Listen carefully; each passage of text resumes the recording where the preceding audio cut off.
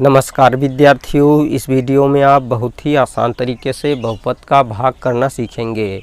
तो विद्यार्थियों, यहाँ पर बहुपद का भाग का सवाल दिया हुआ है। इस सवाल में हमें बहुपद y-1 से बहुपद y की घात 3 माइनस 3y की घात 2 प्लस 4y प्लस 2 को भाग देना है, तो भाग दे देते हैं। तो विद्यार्थियों, यहाँ पर हम देखते हैं जिस बहुपद से भाग दे रहे हैं उस बहुपद में पदों की संख्या 2 है, जिसमें पहला पद y है व दूसरा पद माइनस का 1 है। तो विद्यार्थियों, सबसे पहले हम y से y की घात 3 में भाग करते हैं। तो विद्यार्थियों, y से y की घात 3 में भाग करने के लिए हमें y का पहाड़ा इतनी बार पढ़ना होता है कि y की घात 3 प्राप्त हो जाए। तो विद्यार्थियों, जब हम y का पहाड़ा y की घात 2 बार पढ़ते हैं तो हमें y की घात 3 प्राप्त हो जाता है। या कह सकते हैं y का गुणा जब y की घात 2 से करते हैं तो हमें y की घात 3 प्राप्त हो जाता है।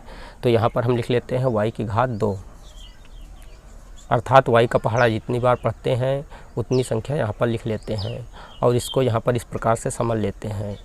y गुणे y की घात 2 बराबर y की घात 3।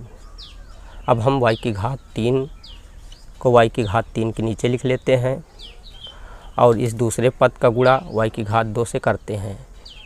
तो यहाँ पर माइनस का y की घात 2 प्राप्त हो जाता है।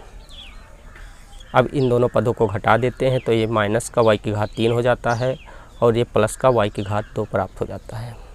अब y की घात 3 से माइनस के y की घात 3 को घटा देते हैं, अर्थात काट देते हैं।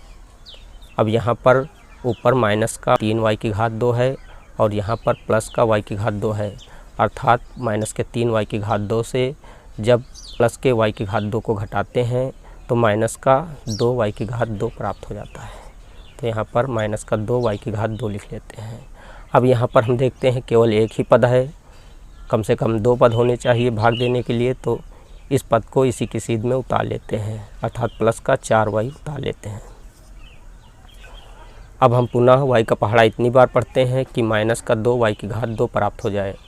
तो विद्यार्थियों, जब हम y का पहाड़ा माइनस 2y बार पढ़ते हैं तो हमें माइनस का 2y की घात 2 प्राप्त हो जाता है। तो यहाँ पर हम लिख लेते हैं माइनस का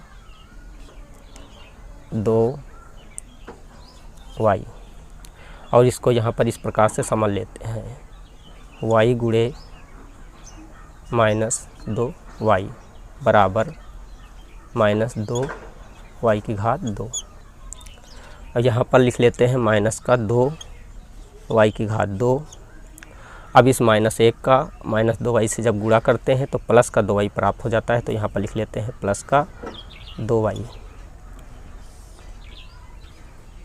अब घटाने पर ये प्लस का 2y की घात 2 हो जाता है और ये माइनस का 2y हो जाता है।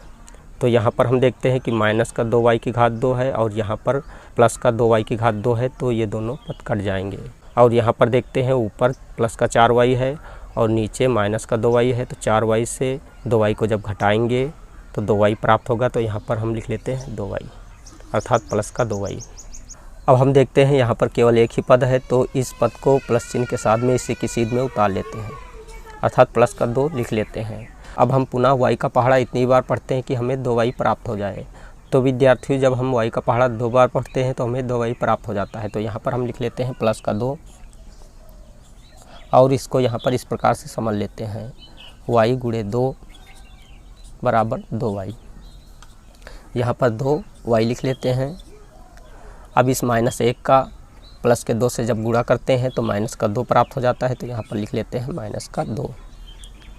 अब इन दोनों पदों को घटा देते हैं तो ये माइनस का 2y हो जाता है घटाने पर, और ये प्लस का 2 हो जाता है। अब ये दोनों पद आपस में कट जाते हैं क्योंकि विपरीत चिन्हों के साथ समान पद है। और यहाँ पर देखते हैं ऊपर प्लस का 2 है और नीचे भी प्लस का 2 है, तो कुल मिलाकर प्लस का 4 हुआ। तो यहाँ पर हम प्लस का 4 लिख लेते हैं। अब हम देखते हैं आगे भाग देने के लिए कोई संख्या शेष नहीं बची है, तो संख्या 4 को शेषफल के रूप में लिख लेते हैं, अर्थात 4 शेषफल प्राप्त हो जाता है। तो विद्यार्थियों, इस प्रकार बहुपद y-1 से बहुपद y की घात 3 माइनस 3y की घात 2 प्लस 4y प्लस 2 को भाग देने पर भागफल y की घात 2 माइनस 2y प्लस 2 प्राप्त हुआ व शेषफल 4 प्राप्त हुआ। यही आंसर है।